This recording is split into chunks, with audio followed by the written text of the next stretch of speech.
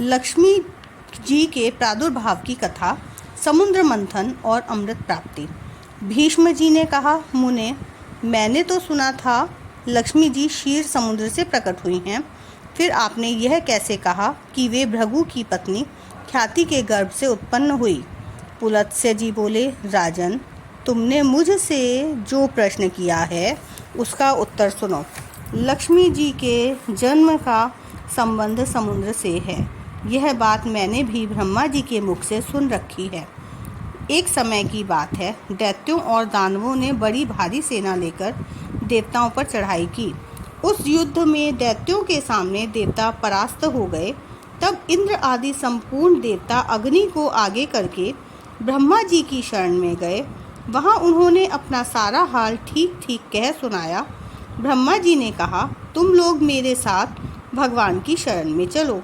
यह कहकर वे संपूर्ण देवताओं को साथ ले क्षीर सागर के तट पर गए और भगवान वासुदेव को संबोधित करके बोले, विष्णु, शीघ्र उठिए और इन देवताओं का कल्याण कीजिए। आपकी सहायता न मिलने से दानव इन्हें बारंबार परास्त करते हैं। उनके ऐसा कहने पर कमल के समान नेत्र वाले भगवान अंतर्यामी पुरुषोत्तम ने देवताओं के शरीर की अपूर्व अवस्था देखकर कहा, देवगण, मैं तुम्हारे तेज की वृद्धि करूँगा। मैं जो उपाय बतलाता हूँ उसे तुम लोग करो। दैत्यों के साथ मिलकर सब प्रकार की औषधियाँ ले जाओ और उन्हें क्षीर सागर में डाल दो। फिर मंद्राचल को मथानी और वासुकी नाग को नेति अर्थात रस्सी बनाकर समुद्र का मंथन करते हुए उससे अमृत निकालो। इस कार्य में मैं तुम लोगों की सहायता करूँगा। समुद्र का मंथन करने पर जो अमृत निकलेगा उसका पान करने से तुम लोग बलवान और अमर हो जाओगे।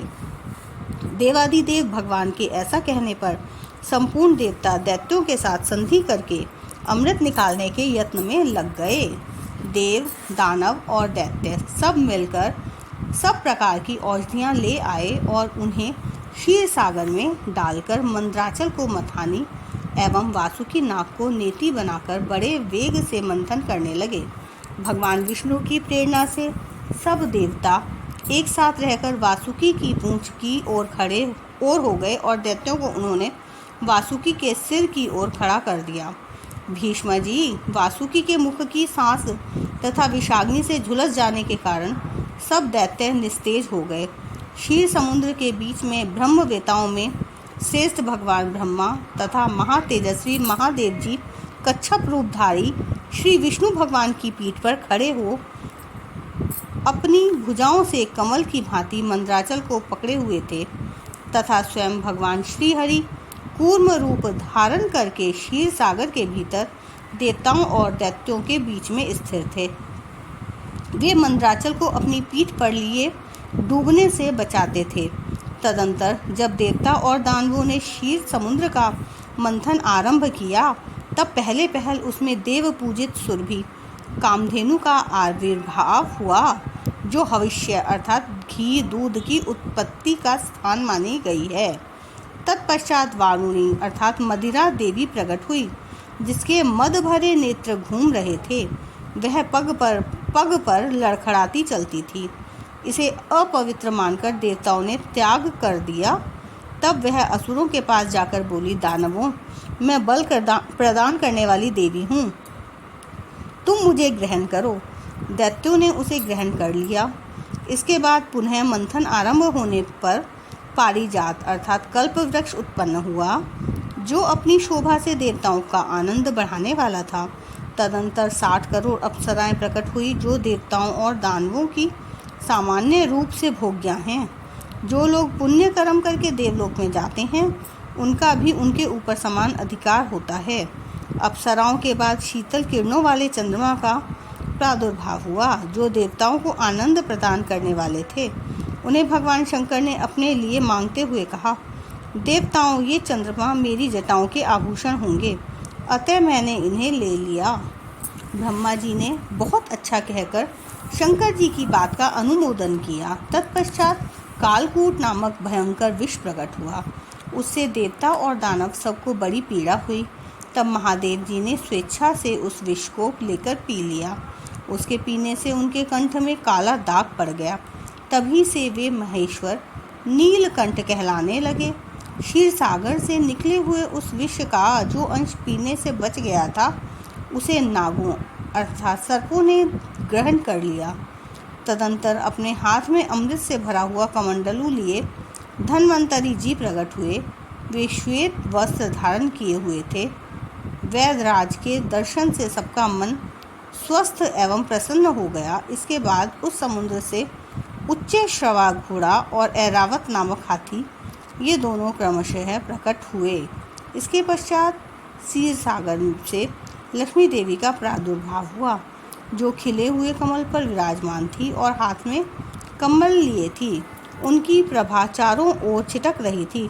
उस समय महर्षियों ने श्री सूतक का पाठ करते हुए बड़ी प्रसन्नता के साथ उनका स्तवन किया। साक्षात क्षीर समुद्र ने दिव्य पुरुष के रूप में प्रकट होकर लक्ष्मी जी को एक सुंदर माला भेंट की, जिसके कमल कभी मुरझाते नहीं थे। विश्वकर्मा ने उनके समस्त अंगों में आभूषण पहना दिए। स्नान के पश्चात दिव्य माला और दिव्य वस्त्र धारण करके जब वे सब प्रकार के आभूषणों से विभूषित हुई, तब इंद्र आदि देवता तथा विद्याधर आदि ने भी उन्हें प्राप्त करने की इच्छा की। तब ब्रह्मा जी ने भगवान विष्णु से कहा, वासुदेव, मेरे द्वारा दी हुई इस लक्ष्मी देवी को आप ही ग्रहण करें। मैंने देवताओं और दानवों को मना कर दिया है, वे इन्हें पाने की इच्छा नहीं करेंगे।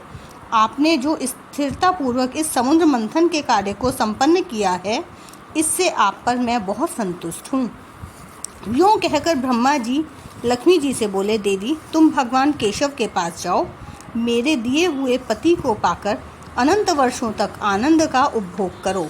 ब्रह्मा जी के ऐसा कहने पर लक्ष्मी जी समस्त देवताओं के देखते देखते श्री हरि के वक्ष स्थल में चली गईं और भगवान से बोली, देव, आप कभी मेरा परित्याग ना करें।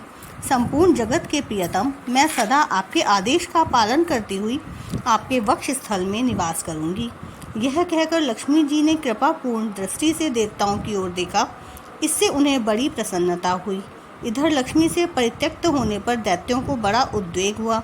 उन्होंने झपट कर धन्वंतरी के हाथ से अमृत का पात्र छीन लिया। तब विष्णु ने माया से सुंदरी स्त्री का रूप धारण करके दैत्यों को लुभाया और उनके निकट जाकर कहा, यह अमृत का कमंडलू मुझे दे दो।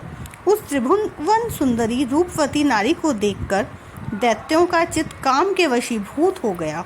उन्होंने चुपचाप वह अमृत उस सुंदरी के हाथ में दे दिया और स्वयं उसका मुंह ताकने लगे। दानवों से अमृत लेकर भगवान ने देवताओं को दे दिया और इन आदि देवता तत्काल उस अमृत को पी गए। यह देख दैत्यगण भली भांति के अस्त्र शस्त्र और तलवारें हाथ में लेकर देवताओं पर टूट पड़े, परंतु देवता अमृत पीकर बलवान हो चुके थे।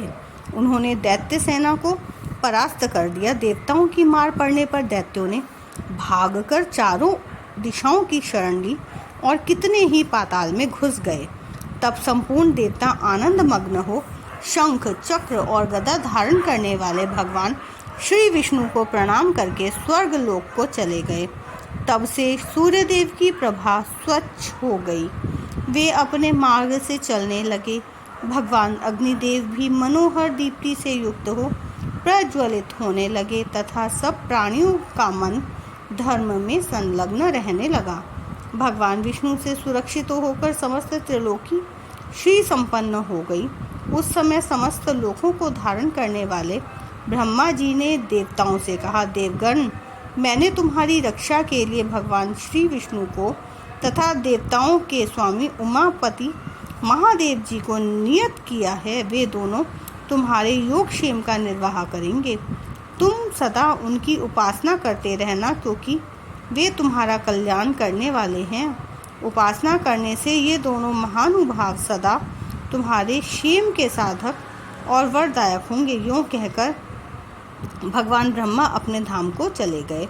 उनके जाने के बाद इंद्र ने देवलोक की राह ली। तत्पश्चात श्री हरि और शंकर जी भी अपने अपने धाम वैकुंठ एवं कैलाश में जा पहुँचे। तदंतर देवराज इंद्र तीनों लोकों की रक्षा करने लगे। महाभाग इस प्रकार लक्ष्मी जी क्षीर सागर से प्रकट हुई थी। यद्यपि वे सनातनी देवी हैं, तो भी एक समय भृगु की पत्नी ख्याति के गर्भ से भी उन्होंने जन्म ग्रहण किया था। बोलो जय श्री हरि विष्णु भगवान की जय।